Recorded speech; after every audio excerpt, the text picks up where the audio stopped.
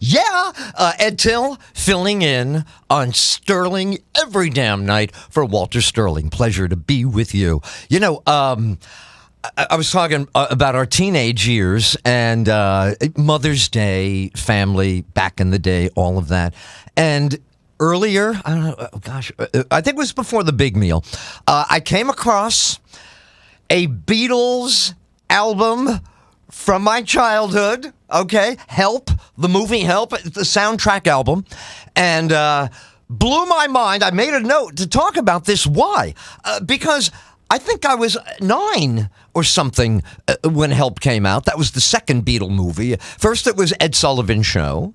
Then it was the black and white movie, A Hard Day's Night, where you saw them playing on the big screen, go crazy as kids. I remember the first movie, my dad had a chaperone, I guess is the word, right? A chaperone, Michael Sizak, a couple of my friends.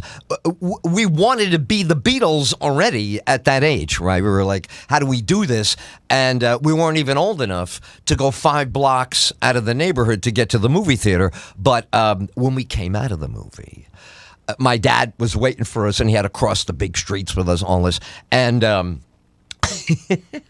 we were already play acting that we were the Beatles. Okay, this is in our mind. We come out of the theater, and the crowd of people exiting the theater, we just used our imagination. That was the crowd that was going to chase us. We were little tiny Beatles, 8-year-old kids, and the whole thing. Ooh, they're going to see that we're the Beatles. We have to run the way the Beatles did in our neighborhood, the way they did in the film, right? They were just bounding down the street, and the whole screen was full of girls and some dudes screaming, fans, and this was, to us, very exciting. You see a movie, you get outside, and you play act the movie. We didn't let my dad in on it at all, and of course, we ran like crazy kids away from him and went home. And he was supposed to make sure that we were safe. So when he got home, and I'm, just Ringo Starr in front of the mirror. I'm on my parents' couch in front of our big mirror, and I got the clothes hangers, and I'm playing drums imaginarily. And, he comes in, and there was a little disciplinary action that had to be levied on. Because what I found out was I was not a Beatle. My dad made it perfectly clear with the daggers, and he was furious. Because, the truth is, he probably didn't want to go over there and walk us. My mom would be the one who didn't want us to get killed and would insist that he go over. And it was reasonably apparent that we didn't feel like we needed him to get home. And, of course, Sizak's house was different than mine. When I was a teenager, this is, the Beatle thing is when we're real small. But when you get to be a teenager, in my house, there's no escaping anything because you're the only kid. Right? All my friends had siblings, man. They were getting away with murder because if your sib older than you starts a problem in the house, all the focus goes on, and you've got free reign, right? So I couldn't escape with anything, and all of my curfews, all of my times, everything was. Did Edward call? And if I didn't call on time, woof, I would hear about that when I got home. So there was my teenage years were heavily supervised in the house. Now, of course, I grew up in the city, the big city. So when you get to, I said before, 13 is a big deal, right? But when you're old enough now to figure out how that subway works. Now, the buses are not attractive when you're a kid. A bus doesn't do anything for you. A bus is rolling real slow. And whatever, your mother uses it to maybe go to a department store. Nothing exciting about the bus. To train, on the other hand. Wow.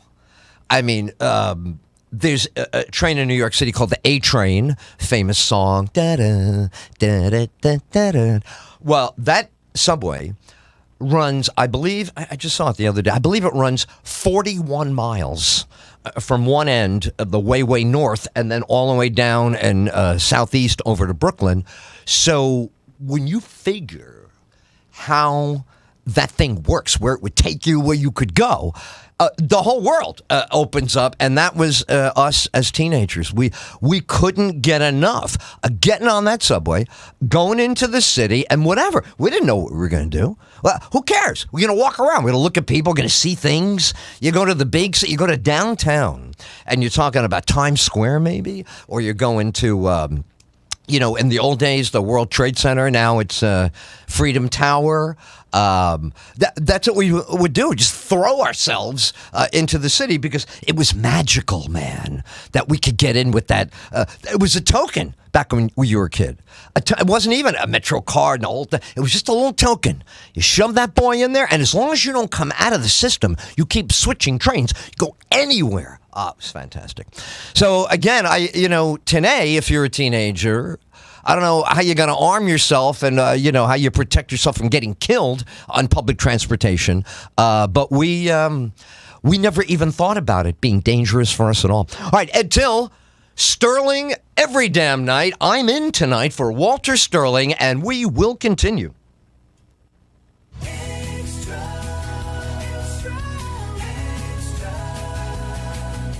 That was your cue, bud? Oh, yeah. I'm sorry. You said 13 to 15.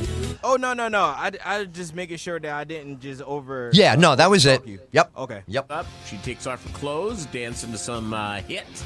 Perhaps she drives me crazy, or perhaps it's by pour some sugar on me, or living La Vida. So, like, when you saw strippers and stuff, this is the stuff that I'm playing. Yes. For me. And things like that, so you don't have to worry about like any callers or anything. Like anything that you see, strippers at Thea Landing, all of that, people at Walmart, that's not like callers. Those are just bits that I'm gonna be awesome playing during the show. Awesome. Okay. Hey, let me thank you, man. You really helped a lot here tonight. I was a little off before. I think we're in a good place. Thank you. Oh no, we're good, and I'm in the mix. You don't know how like overwhelming this night was, because I'm actually training a new guy. Wow. Your hands are full. Yeah, and I'm showing him the ropes, but I'm trying to tell him that these ropes don't really happen like that. Right. But this was a hard rope for somebody that's new to this. Absolutely. Even for an old guy on the microphone. Yeah. I suppose it's good for me to see, like, the things going wrong, so I know what to expect when things do go wrong. Without a doubt. Absolutely. Oh, there'll come nights you just go right off the air. The power can go out. You got it, baby. Excellent training. No, I appreciate it, man. Well, we'll be coming back in roughly 4 minutes, okay? Okay. Got it. Right. Got it. And variety, leading to an emergence of diverse performers and content that caters to a wide range of preferences and interests. Thus, exotic dancers who keep their feet covered until the end. Yep, if you have a foot fetish, you're being seen by many of the great gentlemen's clubs. Ask your local. Maybe you can find that place that'll cater to you. From the Champagne Room, this is Velo Hool. Strippers on the loose, Sterling every damn night. You and I use grown-up products. Why? Because we're adults. Where are our greeting cards? Filthy card. It's about time. Grown-up greeting cards. Filthy card. See them at filthycard.com, or I will mail you a filthy card. These are fun, funny, not pornographic, but definitely for adults. That's why I can't read them on the radio, because we're not in Australia where it'd be completely illegal. No, really. Filthy card. You go to a drugstore, what do you see? Cards for 8-year-olds and 80-year-olds. Where are the cards for us? For retirement, celebrations, happy birthday. Well, now I'm going to send you one. I'll send you one for free. You get to see it yourself. filthycard.com. Send me an email, waltermsterling@gmail, with your real mailing address, and I will mail you a filthy card for free. Can you believe, with all the recent violent protests, looting, and destruction, some areas are considering either defunding or abolishing the police? At a time when America's neighborhoods need the protection of police the most, some elected officials would rather create more chaos by playing politics. If you're sick of elected officials caving in to demands of the radical left, you're not alone. It's time we stand up and declare our support for local police. The majority of police officers are important partners in protecting our God-given rights. If you prefer freedom over chaos, then learn how you can help protect the local police that serve your community. Call today and request your free Support Your Local Police info packet. Dial 800-JBS-USA1. That's 800-JBS-USA1. Request your free Support Your Local Police info packet by calling 800-JBS-USA1 today. In today's troubled world, our USA Armed Forces stand ready to protect you, your family, and our American way of life. When veterans return to civilian life, they deserve your recognition and support. You can help put vets to work by donating your car, truck, or van to Patriotic Hearts.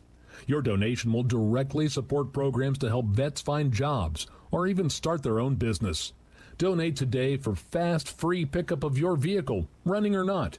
Operators are standing by to answer questions about making a tax-deductible vehicle donation. Find out how you can make a difference in the life of a United States veteran. Call 800-209-4580 for 24-hour response. Call 800-209-4580.